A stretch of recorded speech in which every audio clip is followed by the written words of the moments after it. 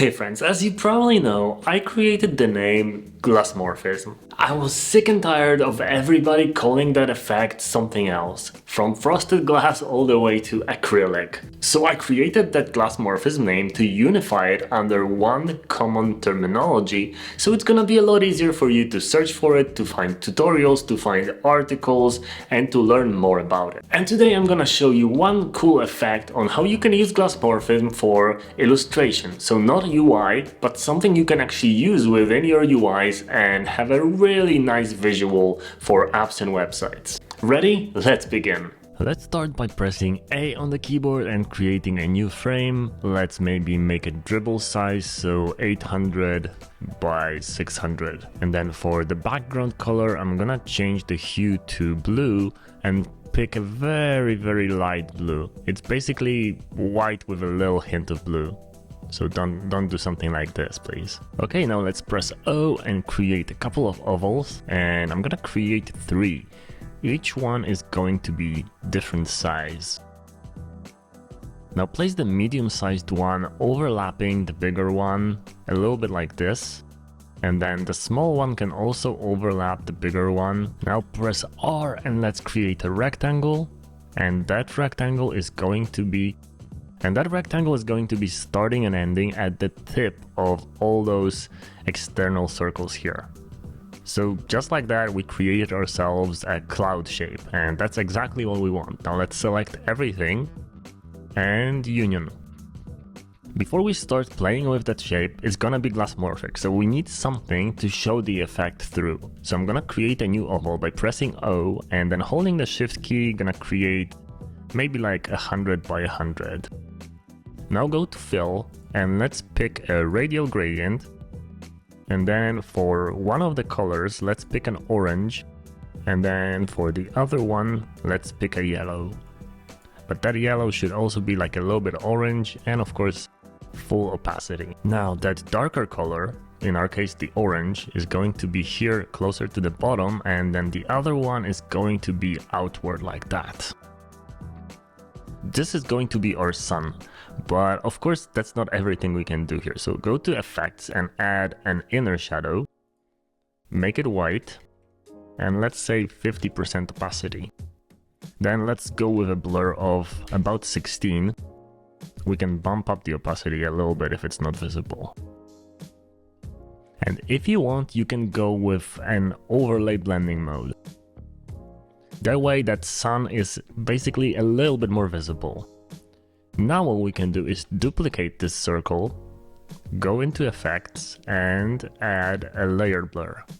And this blur can be maybe like 32. That way our sun is now glowing in a nice natural way. Now let's group these elements and place them here. So it's gonna be like a little overcast sun shining through the clouds. And let's place it under our cloud. Now let's go into the cloud itself, and I'm gonna change the fill into a linear gradient like this. And yeah, we already have some sort of an effect here, but this is not exactly what we want. So for the top color, I'm gonna change the hue to blue and pick something like a little bit darker than the background. Then for the bottom one, I'm gonna pick completely white with full opacity. Now that we kind of see that it looks a little bit like a cloud, let's jump down the opacity to 90% at the bottom and to about 70% at the top, like this. Now let's go into effects and add a background blur, and that background blur can be around 16. If you want the effect to be more visible, you can then play with the opacity of the linear fill like that. But that's not all. To make that cloud look more natural, let's add another effect, another inner shadow. And this inner shadow is going to be white as well at 100% opacity. And then increase the blur until the cloud starts to look realistic. A little fluffy, a little 3D, that's the goal here. Now, what you also can do is to reverse those colors in the cloud to have it lighter near the top, which is the more natural look, obviously. And you can even make one of them a little bit darker. Just play around with what feels right. Obviously, shades of blue are much better for clouds than shades of green or red, because obviously these are more natural colors for the element. Now let's also add a stroke to our cloud shape, make it white, and make it 2 points, and make sure that it's on the inside like that. And then for the stroke color, go into the blending mode and also choose overlay. And decrease the opacity until it's just barely visible. Now let's create an ellipse under the cloud, something like, a little bit like this. And now pick a color from the bottom of the cloud here, go to HSL, and then decrease the lightness by maybe 10. Then make sure that this element is under the cloud on the layer list, and add a layer blur. And blur it until it's just a little bit of like a shadow looking element. And then place it under the cloud like this. You can make it higher, smaller, it really depends on the effect that you want here. And then you can increase the layer blur to make it look more natural. Now that our border here is showing a little bit more, we can go to it and decrease the opacity to maybe 10%. And if it feels too thick, you can also go with 1 point for the stroke thickness. Now let's go into our sun again, and this is one effect that you can also try, is to grab that element that has the layer blur on it, copy it, close the group, go on top of everything and paste it again, and then paste it a little bit over the cloud as well, and then decrease the opacity. That way, a little bit more of the cloud over here from the front also gets that orange treatment, and it can look quite cool. Now let's create a representation of some raindrops. So I'm gonna create a rectangle, a vertical one, around the corners fully, and change the fill to a linear gradient like this. Now I want it white on both sides, and I want the bottom side to be fully opaque with the top side being transparent like this. You can then play around with the size and spacing of it. Now if you place it over the cloud like that and create a pattern that kind of shows falling raindrops, you can end up with a pretty nice effect just like that. You can also add a little bit of a drop shadow to these elements. Just make sure to pick the color from our shadow that's under the cloud itself, and you can decrease the lightness by maybe 10 a little bit as well, and then bump up the blur. And if you like the effect, you can copy the properties and paste them onto the other elements. Now these elements can also be smaller, so it's all up to you how you position them. It's good, however, that they're not completely evenly spaced, for example like this. It's best that they're at different heights, each and every one of them. And just like that, we created ourselves our first icon. Let's do the second one. So now I'm gonna duplicate just the cloud and move it to the side here. Okay, now let's create an oval, and this is going to be the inside of our rainbow. So I'm just gonna make a pretty small one. And instead of a fill, I'm gonna go with a stroke. Let's add it a little bit to thickness of it, maybe 8. And my starting color is going to be purple. Now I'm gonna press enter on this and select just the bottom element, the bottom node, and remove it. And now let's duplicate this element that we have here and simply make it a little bit bigger in every direction, so it sits on top of the previous one. Now let's move the hue slider to a blue. And we might have to modify this color a little bit as well. Doesn't have to be so dark. Okay, now let's do this again a couple of times, and if any of the colors is a little bit too bright, you can always modify it.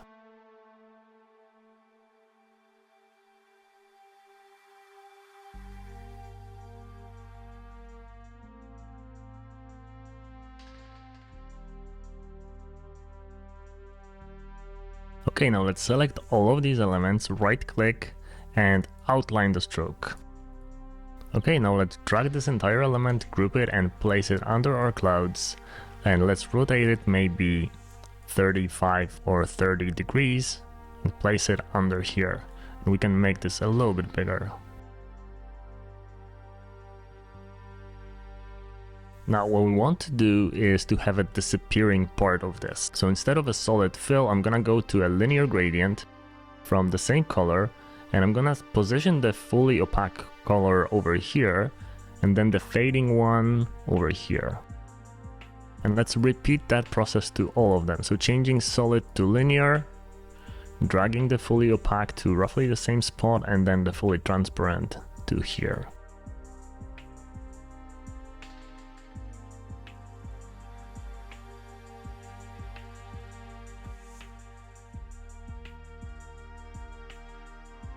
Now let's grab the shadow that we created before and drag it under this newly created cloud, but also a little bit over the rainbow, like that.